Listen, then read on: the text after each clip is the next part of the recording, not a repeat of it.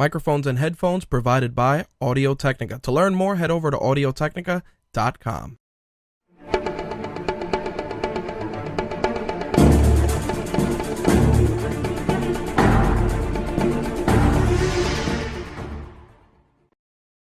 Hey guys, what's up? It's Rich. Before we get into this week's episode, just wanted to give you a brief breakdown. It is the return of a longtime friend of the show, Mike Kingston, creator of the Headlocked comic. He is preparing to launch, he has launched the Volume 2 Kickstarter campaign, which we're going to get into, along with a host of other things with regards to the creative process, how he handles conventions, what the travel schedule is like, and a host of other things as well. Our brand new installment of My Take Radio Beyond the Mic with Mike Kingston starts right now.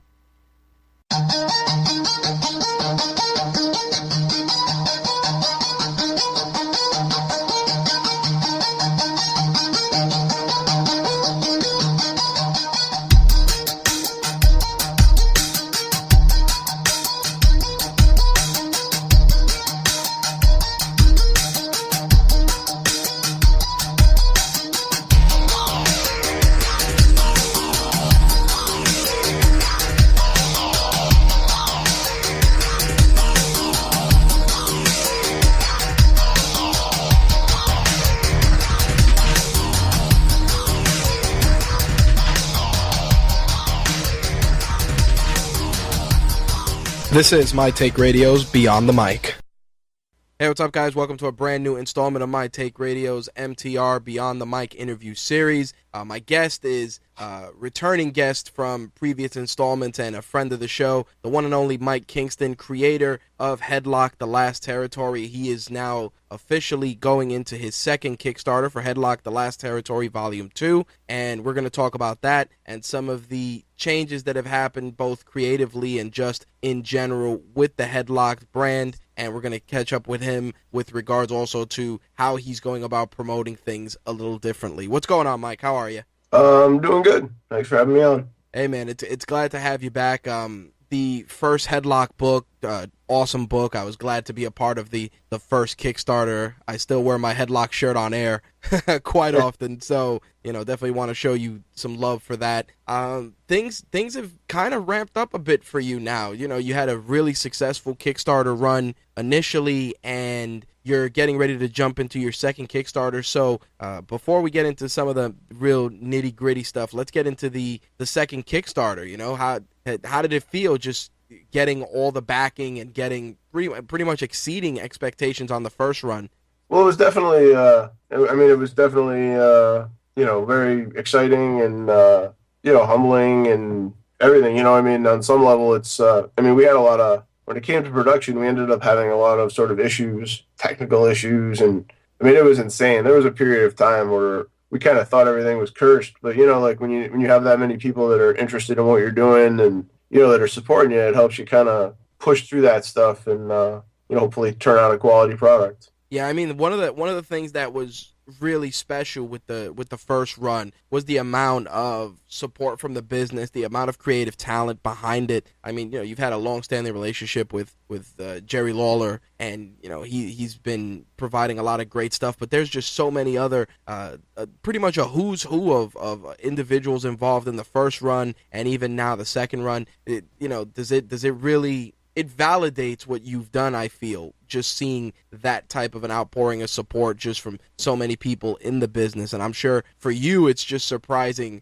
I'm sure it's surprising just seeing so many people like, yeah, man, we want to get involved, et cetera, et cetera. How's that been for you?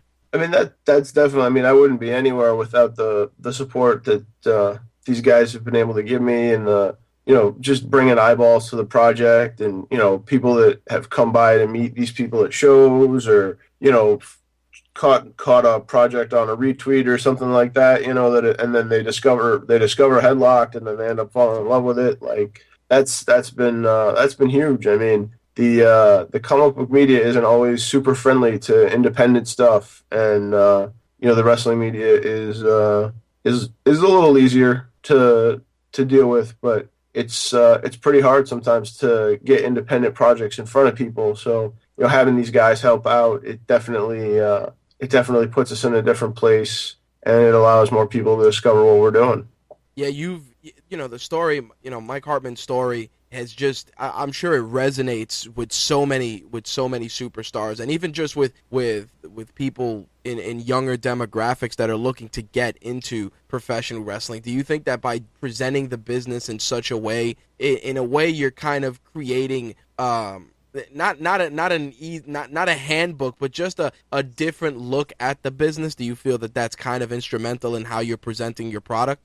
I mean, I think, I mean, as a lifelong fan of wrestling comics, I was always very disappointed whenever wrestling comics would come out. And, so I figured if we did it a different way, that, it might be something that people would enjoy. And I think on some level, I think anybody who's been a wrestling fan is, even if it's just for a second, you're like, man, I wish I could do that. Or, you think about, being in front of the crowd and the lights and all that. I think everybody on some level has that sort of fantasy. Absolutely. And I think, on some level, it's a little wish fulfillment type thing.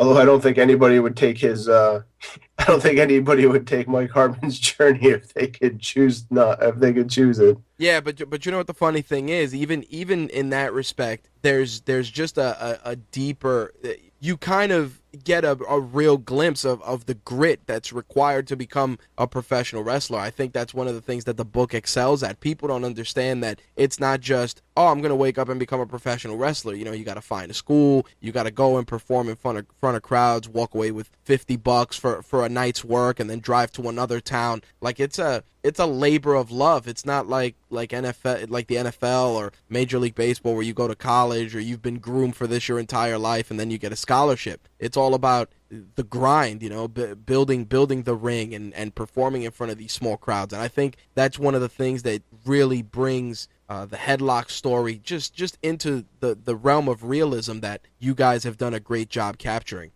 Well, that's the way we structured the story. I think, whereas he's sort of learning things piece by piece by piece. So you can sort of learn the business along with it, through his eyes and, see what he's going through. I think to be a successful professional wrestler is one of the hardest things to do. And I mean, even once you're on top, to maintain that type of lifestyle it's so taxing and it's so difficult. And I mean, obviously, CM Punk just walked away from it, and I mean, he was at the top of the game.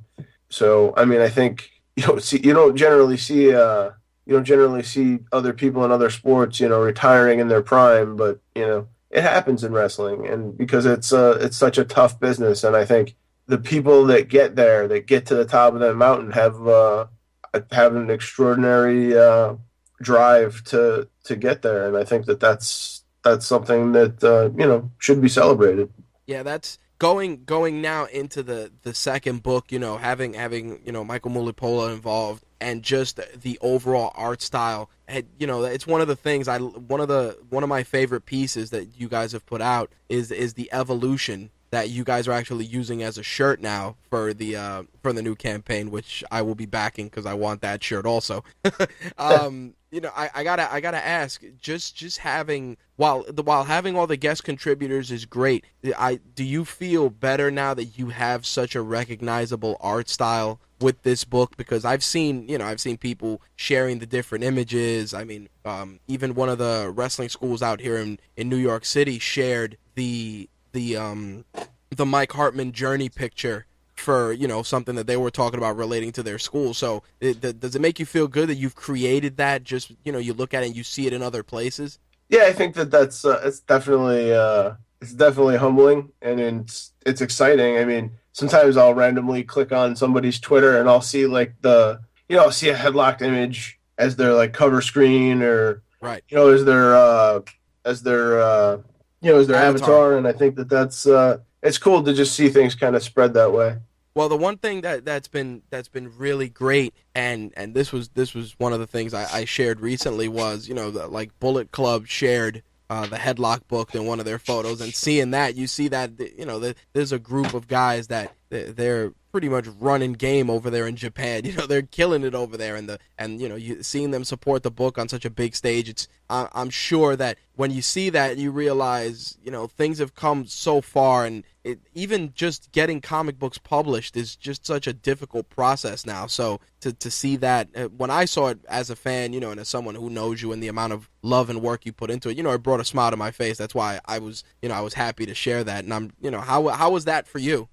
It's always amazing to wake up to something like that. You know, I mean, it happened overnight. So, you know, I woke up and I looked and I had like, you know, 40 mentions on my Twitter, and I'm like, what's going on here, you know? And then, you know, I saw the picture, and, you know, AJ's a friend, and he's doing a story for the next book, and you know, Fale's a friend of Mikkel's, and so they you know, they put that picture together, and I thought that was really awesome. Yeah, it's crazy that when you see something like that, you realize that not only just the art of professional wrestling, but just comics in general. It's such now. It's almost become not. It's almost uncool now if you're not into comics. Do you agree? Things have changed so dramatically in the last 10 or 15 years that to see that now, like, everybody has a comic shirt, you know, everybody's supporting it. We were, before we started recording, you know, everybody talking about the cons and how much they've grown. It's humbling to see so many, for me as a fan, just so many wrestlers that enjoy and share the same interests I do, you know? Yeah, no, it's very surprising on some level how much, you know, everybody in wrestling likes comics. You know, I was just backstage at Impact last weekend to see Ken and Sam, and, you know, all these people were coming up, and, you know, EY likes the book, and Samoa Joe, and then Gunner was interested, and Spud was all about it. You know, like, people are just like, oh, this is so cool, you know. So I think there's definitely the stigma has definitely pretty much gone away, I think, and when it comes to comics, I mean, thanks to the success of so many properties in the mainstream. So I wanna talk a little bit about the journey now for the second Kickstarter. You know, Kickstarters, I don't even want to say that there's a Kickstarter's overblown in the sense that there's so many other, you know, there was a guy doing the sandwich or with a macaroni salad, and I'm just like, all right, this is getting ridiculous. Do you feel that, you know, now that Kickstarter and just crowdsourcing has become such a mainstream thing that you almost feel like you're competing with some of the most inane things? Like, if it's a guy trying to come out with a smartwatch or something, a product that's revolutionary, but, you know, you're competing against the guy trying to get a salad funded, does it frustrate you in that respect, you know, seeing that and seeing, you know, the amount of money and press that gets versus something like this, which is not only changing just the scope of how people view the business, but also creating a new medium for people to enjoy wrestling? I mean, none of that really bothers me. I think, you know, I don't think that I'm competing against anybody. I mean, I don't think people have a set amount of money that they're going to spend on Kickstarters. And I know people get frustrated sometimes that things like that take their attention away. But, I mean, on some level, it also brings people to Kickstarter. And I think that's one of the hardest things about the process, is to get people into Kickstarter, to sign up and then pledge. Like, it's not an easy thing sometimes. Like, it's just an extra step that somebody's got to go through. So getting people in the door, I think, will expose them to your product. You know, they can search through things, you know. So maybe somebody signs up because they want to, as a joke, they want to pledge $1 to the potato salad guy. then they look around, you know, and they're like, hey, this looks cool, and maybe I'll pledge to this. Because I think once you get into it, it's very cool. I mean, I think I backed 40 some odd projects, and I think that the Kickstarter is very, very cool. And I mean, it gets probably as much of my comic book budget now as my LCS does. So I think that, you know, I think it's good to support new stuff, and especially for a business that isn't very diverse at the moment. So I think it's cool to see other types of things, and I don't know. It doesn't bother me so much. I think people who think like, oh, you know, my project failed because people pledged to Reading Rainbow or Zach Braff. I don't think you're competing with those people. I mean, if 5 other people had wrestling comics, that'd be a different right. different animal. You know, when we first did our first Kickstarter, Ultimo Dragon had a Kickstarter up that was not successful. But you know, I felt on some level I was competing with those people, but you know, I think it's the wrong way to look at it sometimes when people say, "Oh, the potato salad guy's taking my money."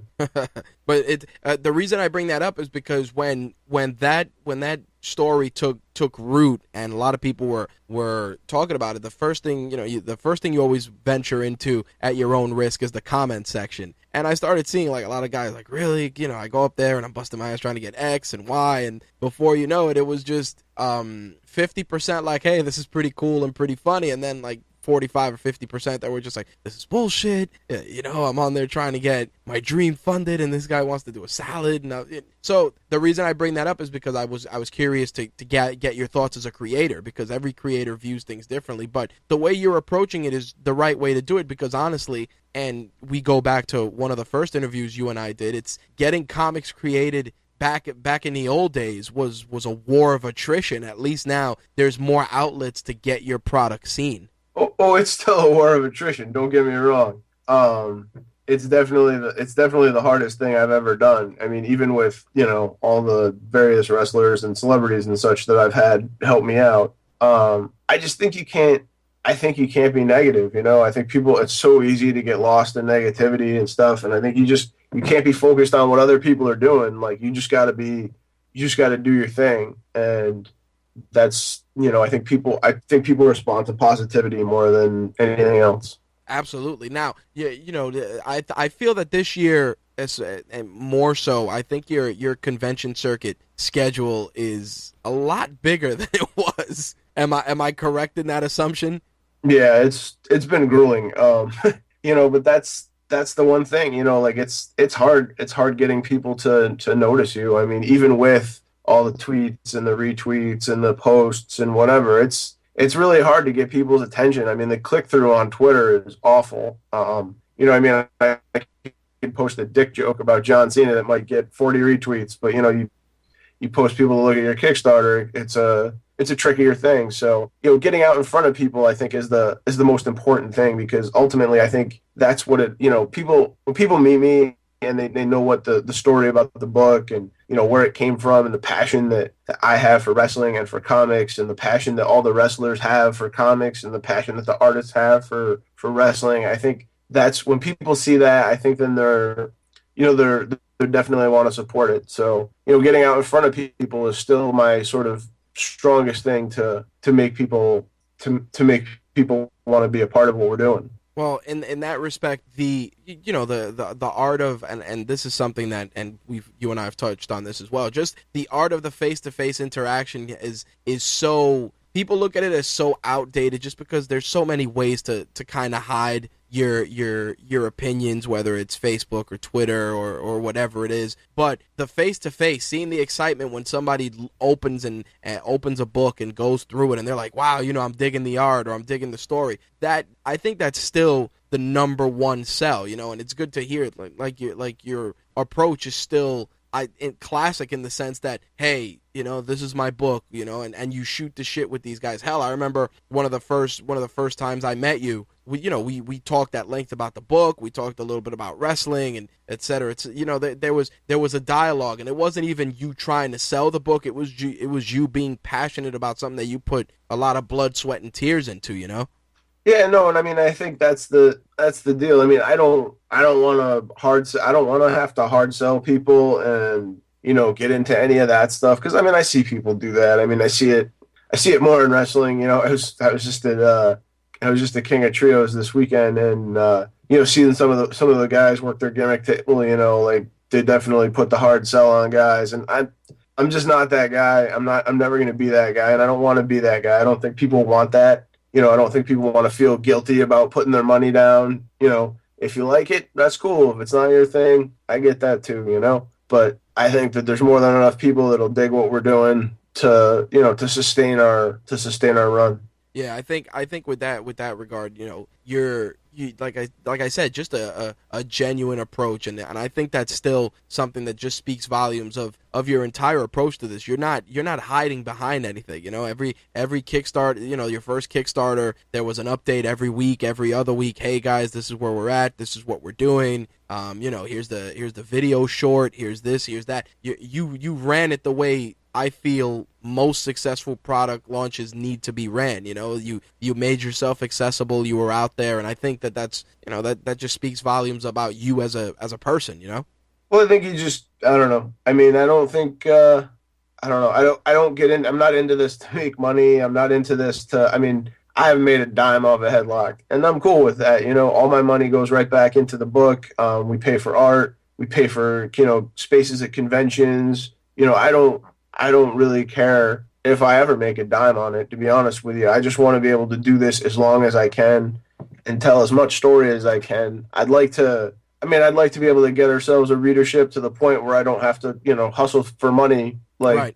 Through Kickstarter, because it takes time away from creating the book. But outside of that, I enjoy what I do, and it's fun, and I've had amazing experiences, and I've met amazing people, and at the end of the day, like, it's totally changed my life in the most amazing way. So I don't want to ever look at it as being the source of paying my electric bill, because I think on some level that changes your dynamic with how you view it. When I go to conventions, I think anybody that knows me knows that I'm sort of passionate about food as well. And I try to find amazing places to eat. So if maybe I don't have a great show, I can still walk away with a positive experience from the show and not feel like, oh, I just wasted this whole weekend and I wasted my money and, whatever. So I just think I try to get the most out of it that I can get out of it, in terms of enjoyment and positive experiences. Well, one of the things that I liked is that you're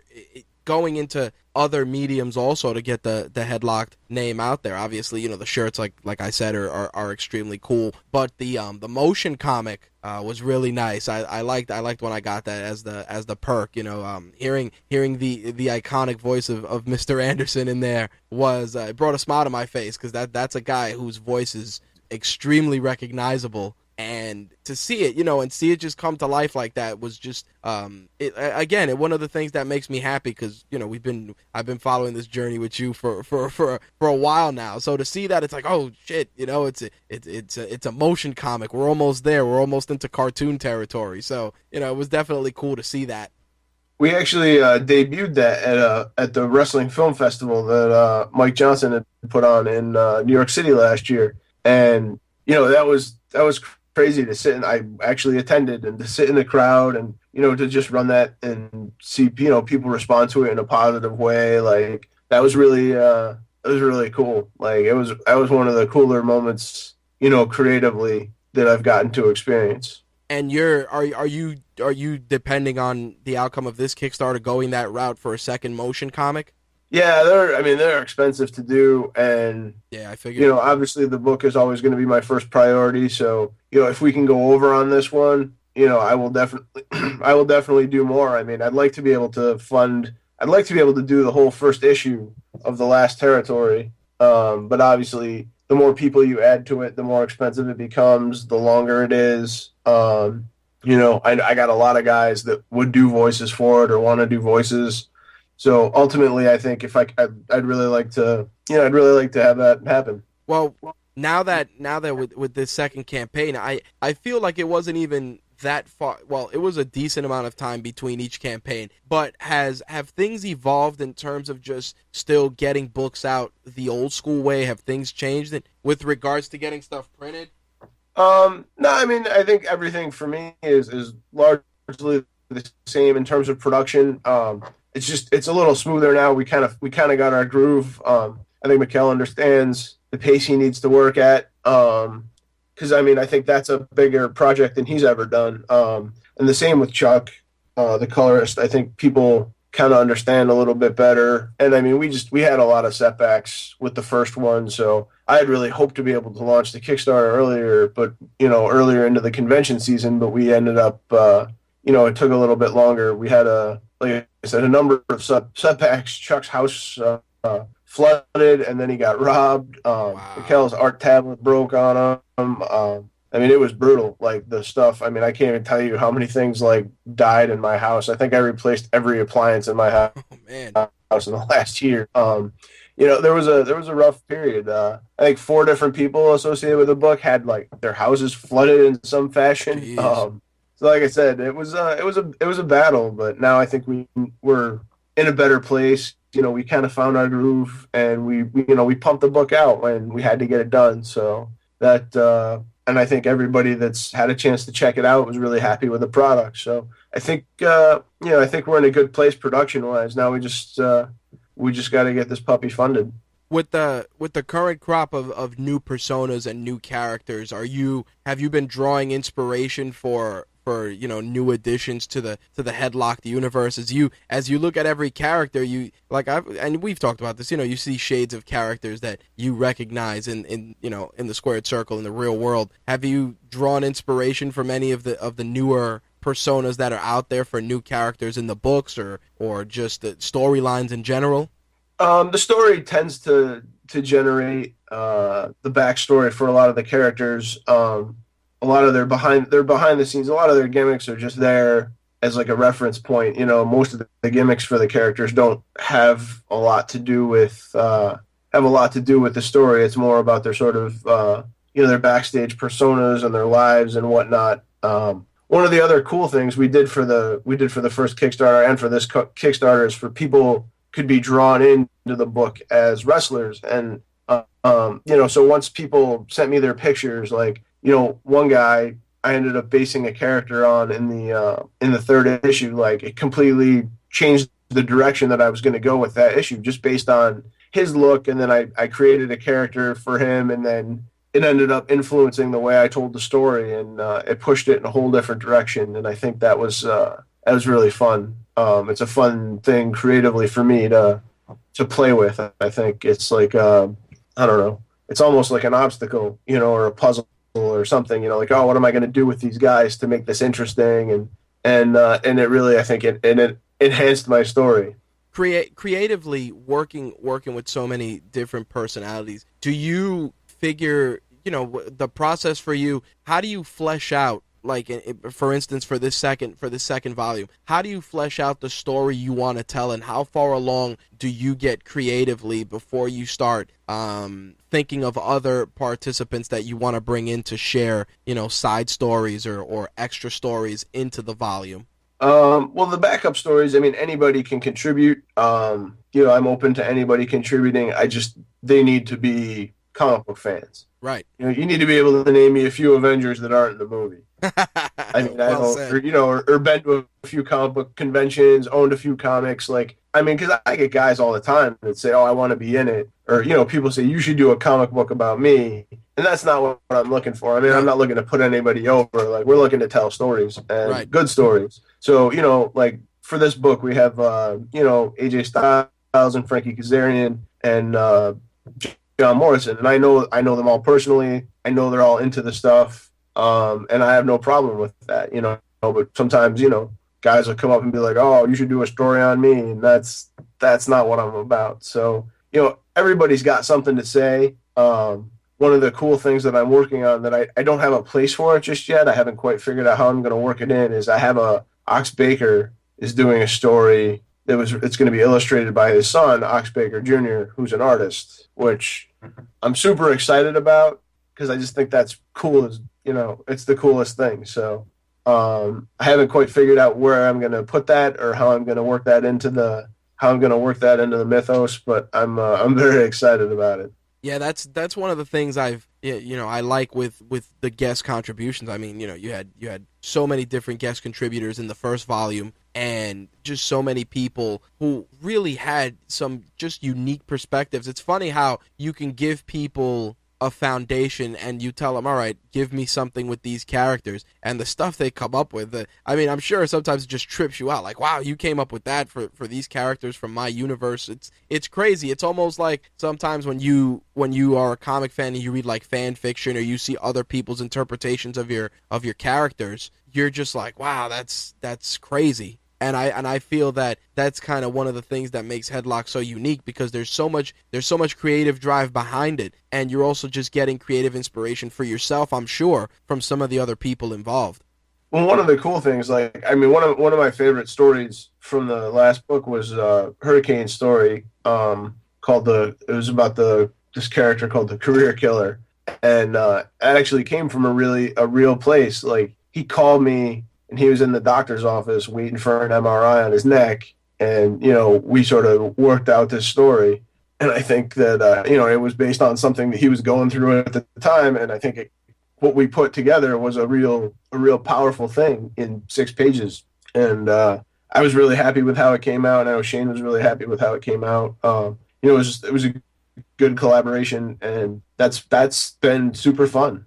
Well, that shifting gears a little bit, for you personally, you're creator, owner, community manager, publicist, hype man. How do you, besides obviously juggling all these roles plus a real job and your family, how are you adapting in terms of just becoming better at being the head of of your company? You know what I mean, in the sense that, how are you approaching this, like in terms of financials and backing and pitching to other wrestlers, and creatively, like what's your process for that? Like, how do you set aside time? Because dude, you're on the road every time I see you. You're going to a con, and you got a real job. So how are you spacing that? Well, I don't sleep. I share your pain. That is first and foremost. I'm looking to become a vampire at some point, just for my comics. But it's crazy. I mean, I work nights, and I have a real job that's somewhere in the neighborhood of 50 hours a week, and I get out of work. Like, I'll get out of work on a Friday morning at like 5:30 in the morning, and then I'll drive to a show or fly to a show that's a Friday show. I'll do the show for 3 days, and I will drive home or fly home from that show and go directly to work on Sunday night, because I only have X amount of time off to go to shows. Right. And there's weekends where I don't see my house. It's a grind, and it's been a grind. And I try to get, like I said, I try to get to as many shows as I can. I'm just coming off a stretch where I did 5 shows in 6 weeks, and it was pretty brutal. But I'm tired when I'm in my job, and I'm tired, during the day a lot. But when you're there at the show, sort of behind the table, doing your thing or whatever, like, I don't get tired. Like, that's the whole, that's the dream, and that's what keeps me going. That's the fan interaction and the response to the book, and meeting different people and meeting different wrestlers. People that come up and be like, "Oh, I've heard of this. This sounds really cool." And, that just keeps you going. Yeah, I'm sure from that respect, fatigue goes out the window at that point. I mean, I can vouch, man. You doing the shows and stuff, and then you're like, ugh, I gotta go and do this. And then when you get there, it's like you get that shot in the arm, because you realize, this is what I love to do. And at that point, you just embrace the grind. So, I had to ask only because you're wearing many hats. It's not like you've got like 3 or 4 other people handling all the stuff. Everything I see, it's you doing it hands on. Yeah, it's crazy. I mean, for our last book, we had 3 different stories by wrestlers that had their own art teams, and then we had 3 different pinups from wrestlers, or actually 5 different pinups from various guest artists and wrestlers. And then, Judah Freelander from 30 Rock did the intro. So, like, I had to wrangle all of that stuff. And, everybody's a last minute person. So, yep. I'll have to do better about not actually giving them the actual deadline and giving them the week before deadline, because, that last week of putting stuff together was insane. Well, once you get all the pieces from everyone, how do you go about, do you storyboard each individual piece, and then, have one massive storyboard for the entire volume? Like, how does that process work? Well, so like for like a lot of the wrestler collaborations, like, they were all different. Some of them I did in person with the guys, like, Rob and I sat down at a show and worked something out. Daniels wrote a pro story for me that I adapted into panels. And then, Shane and I, like I said, we started the process, on the phone, and then continued it after that, everything is different. Everybody works differently. Everybody's got a different creative process. So, I mean, to make it as, I mean, obviously they're not professionals at it. So to make it as easy for them, I try to adapt to what works best for them, in terms of the guest stuff. The art's a little easier. You say, hey, I give them as much freedom as they want to do stuff. And everybody did something a little bit different.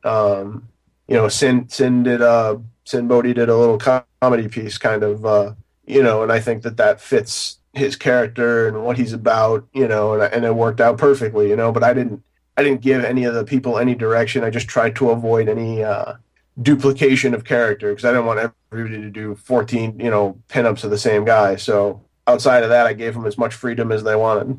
Well, with regards to that about them, the artists doing pinups of different guys, do you run into guys always kind of not competing but always wanting to draw one particular character more so than another? I mean, just because of either a kinship with the character or just the overall character design?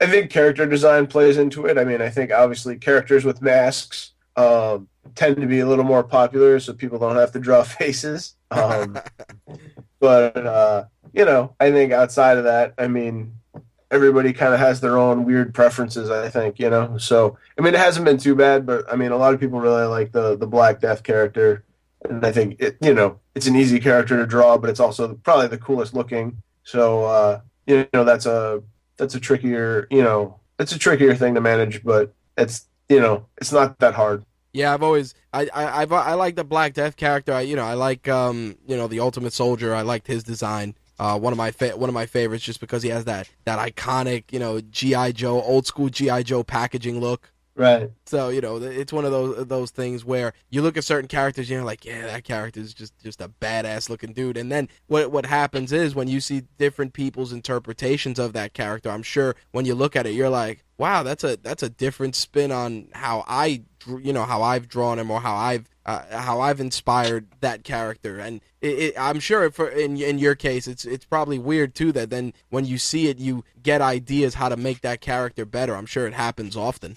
Oh yeah, every time you collaborate with somebody, and that's the thing. That's one of the things I think any writer's got to learn is, giving the artists room to breathe. Some writers are very, very particular about thumbnailing stuff out, and they want the picture that's inside their head. But the artists, they know what they're doing, and most times the picture they have in their head is better than the picture in your head, and you just got to give them the freedom to do it.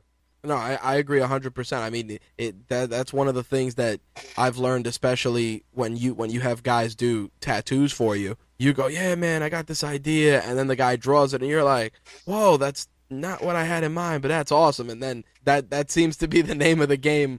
I'm assuming on the regular. It is, I think. I mean, especially now. I mean, working with Mikkel, like he understands wrestling, so I think we're at sort of a different place collaboratively, I think, than previous teams have been, just because he's an actual wrestler and understands things, and I think that really helps bring our collaboration, into a whole nother place. No, I think that Mikkel's involvement has made things unique because it's about wrestling. You have wrestlers involved in the project. It brings everything full circle, and I think that's an easier way for new fans to jump in, because they'll realize that some of their favorite superstars believe in this project, support this project, want to be involved in it, and they in turn they'll draw inspiration from that. I mean, even people that watch wrestling now that you ask them, oh, who's your favorite wrestler or this or that, when you see that they reference that particular wrestler because they feel a kinship for that person. And I think in that respect, you want to support whatever endeavor that person is doing, whether it's, movies, film, comics, whatever it may be. Yeah, and I mean, that's obviously been a huge part of our early success was just, having these guys attached and having these guys promote it. And, that's why that's been the coolest thing is to, when there's people that you respect what they do, that they respect what you do, like that's a pretty heady thing to, I remember the first time, just when I had my first book before I was hooked up with anybody, getting an email from Rob Van Dam saying, oh, this was great. I love this story. I really want to follow it. And, from Hurricane, the same thing, or, like I'm a big fan of Joe Lansdale. He's a writer, and he had come by, and I had given him a copy of the book because I was a huge fan of Joe Lansdale, and he came back to tell me how much he liked it, which it blew my mind to get respect, from people in the comic book business or from other professional writers, because I'm not I'm not a trained writer. I'm just I taught myself. I mean, I have a biochemistry degree, so everything that I've done, I've sort of learned myself and learned on the fly and taught myself how to do. So to get respect from from writers, I think is really amazing. Now the writing process for you, what do you write everything out by hand? Do you type a couple of things out day to day? How's that process for you now? I start out large and then I work my way back. So I know, the sort of the bullet points for the book, for the issue, what I want to accomplish. And then I work back and create scenes. And then I work back and I add a number of then I decide I page out the scenes and what I think I'm going to need. And then I write each individual scene, and then I try to make sure that they flow, and I mean that whole process. So it's basically I start large and I work backwards. I work out the plotting on paper, and then once I get past that, once I have my scenes paged out, then I do everything else typing wise, because I'm obsessive with dialogue. I probably rewrite everything a million times. I'm not super fast as a writer. Like, I'm my own worst enemy, I think, in that regards, in terms of being a perfectionist. Do you have anyone that do you flesh it out and then have somebody read it, outside of the bubble, so to speak, and then come back to you and let you know? Or do you flesh it out and then give it to the artist and then he comes back and he says, yeah, putting this to art is not gonna work? How does that work in terms of just filtering out the noise, so to speak? Well, for this last one, it really it flowed really well. Like, I didn't have a lot of changes. We didn't have a lot to not work out. So I mean, I do have a couple of people that I run stuff by, people that I trust, different people, different voices. But this one kind of came right out. I mean, it wasn't an easy process to write, but I mean, I think once I got where I wanted, like in my head, like I know it's like like I said, it's like a puzzle where I'm always trying to, well, maybe I should tell this way or do this way, and then, but once I find it, like I know, it's just sometimes the process of getting there can be take a day or two. Yeah, that's kind of the stuff that I'm sure other comic people that are looking to get their foot in the comic industry are curious about, because everyone's process is different, and it's funny that you start off big and then kind of whittle it down into the more intricate parts, because I think that a lot of people they write everything out, they do the brain dump first and then they come back and do cleanup. But you're doing it on a bigger scale, because it's like, yeah, we're going to get all the big stuff out of the way first, and then, doing all the dialogue, like you were saying, comes in afterwards. I think that process is good, because sometimes you have that one really crazy idea and you just got to get it out there. I mean, does that happen to you often, where you're like, hey, this is going to be a great idea, and you got to jot it down somewhere so you don't forget it? Yeah, sometimes I'll throw it in my phone under notes, or sometimes I'll just randomly I'll think of something. If it's really, really good, I don't need to write it down, because I've already, worked it over about 17 different ways in my head.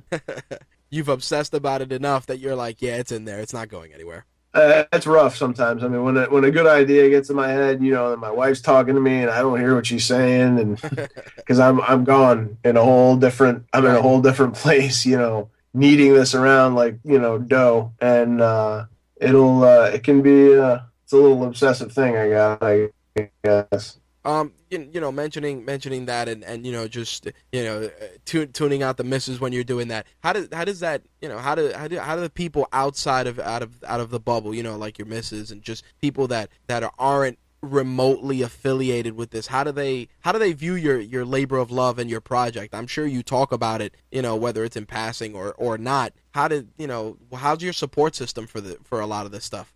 It's been good. I mean, over the years, I've met a lot of people. The folks from Visionary Comics. My wife, my family, my friends. I mean, everybody kind of knows I've been at this forever. My family, my cousins, and stuff are all fantastic. I think everybody knows how much it means to me, and it's it takes me away from people a lot. I mean, I miss a lot of things, which sucks. But I try my best to, to spread myself out as much as possible. But yeah, there's never enough time. That's always the battle. No, and that's why I wanted to ask about that, because it's not too often people dig deep for that stuff, and it's weird because everybody has a different support system, and some people they're like, oh, here we go, we're gonna hear about how tired he is from the convention and stuff, but it's good to hear that you have such a good support system that's really kind of just riding with you to the end till the wheels fall off, because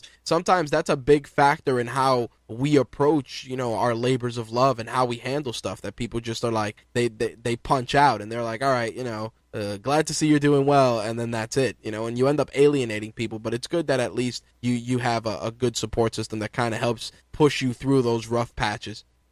And it's cool too, like at the job. I mean, I've had a couple of different jobs while I've been doing this, and I work in blue collar management. So I work with a lot of working class folks. I mean, I'm a working class guy myself. But like all those guys are all super cool about it. Very supportive. They'll buy T-shirts and stuff. To just, if they're not into comics, a lot of people bought like my first issues. Like, I'm gonna hold on to this, for when you make it big, and that stuff's really cool.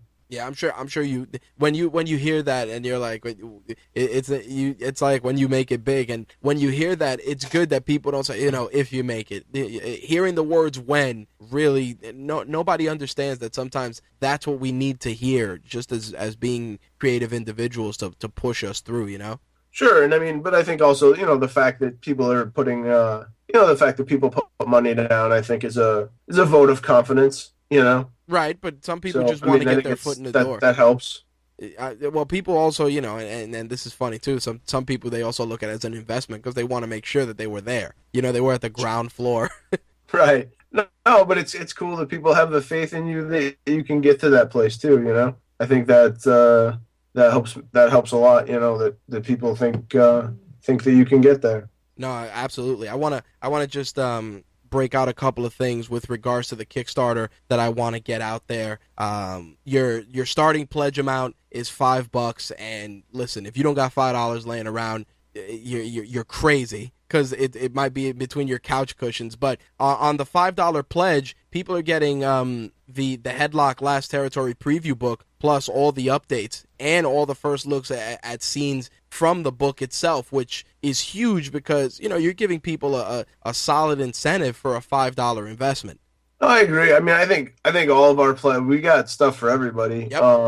At the lower tiers, at the higher tiers. I mean, a lot of our higher tiers get taken before the lower tiers. I think right now we have more $500 pledges than we have $5 pledges. Yeah, it's crazy. I saw the number of backers, and it put a smile on my face. Like, I know, I usually, like I said, I run gimmick table because I like wearing the shirts on air. Because everybody always asks. Even the classic cover shirt that I chased you down for. I'm like, I feel like such an asshole emailing Mike about this, but it was good because everywhere I go, they're like, oh man, that's a badass shirt. Like what's the deal with that? Like, then it gets into a conversation about it, and that's why like I always like doing it that way. And as soon as I saw that you guys were doing the Evolution shirt, I'm like, yep, I already know what I'm backing. So it definitely it definitely is cool to see that you guys are kind of stepping a little bit out with the designs and putting them on more merch, because I think that's huge, because it raises interest and conversation as well.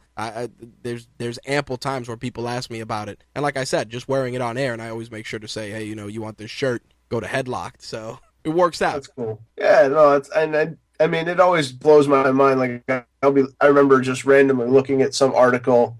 I don't even remember what the article was about. Like, it was about some festival in like Connecticut, and like the opening picture on the screen was a guy wearing a Headlocked shirt, and it was somebody that, I mean, I'm assuming he, I sold him a shirt at some point, at some show, randomly. I probably sold a couple hundred of each type of shirt, and just some random dude wearing a Headlocked shirt, at some festival in Connecticut. It was the opening, the opening picture of the story on some news site, and somebody had sent it to me. They're like, hey, check this out.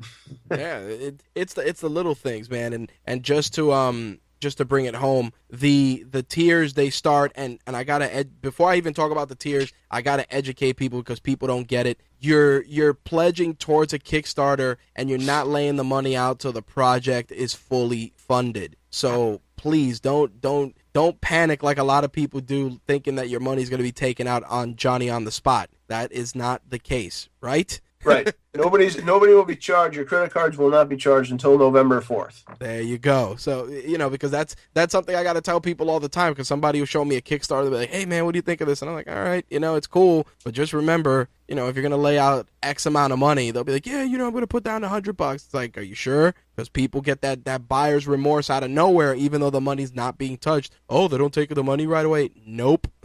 Yeah, no, it's definitely, November 4th is the day that you would be charged for it. We have a special thing right now for anybody that, because sometimes people just don't have an incentive to wait. They'll just wait till the end. Right. We're doing this original art giveaway. So for everybody that backs it for a physical reward, which at this point is $25 and up, you're automatically entered to win free original art. And how much original art that we have is going to be dependent on by how many backers we have. If we got to 466 last time, so if we can get to 500 this time, we're going to have people can, the first, and how early you back depends on will increase your chances of winning. But like the first 150 backers will be eligible to win, an original piece of original sketch from Jerry Lawler. We'll have something from Rob Schamberger, Scott Lost, Sin Bodie, Sam Shaw. So there's going to be a lot of different original art, so you got pretty good odds of getting something sort of randomly inserted in with your prize, your reward. There you go. So definitely get in on it. I can't stress enough, us here at MTR, we believe in Mike's project. We believe in the Headlocked, The Last Territory. Definitely get in on Kickstarter Volume 2.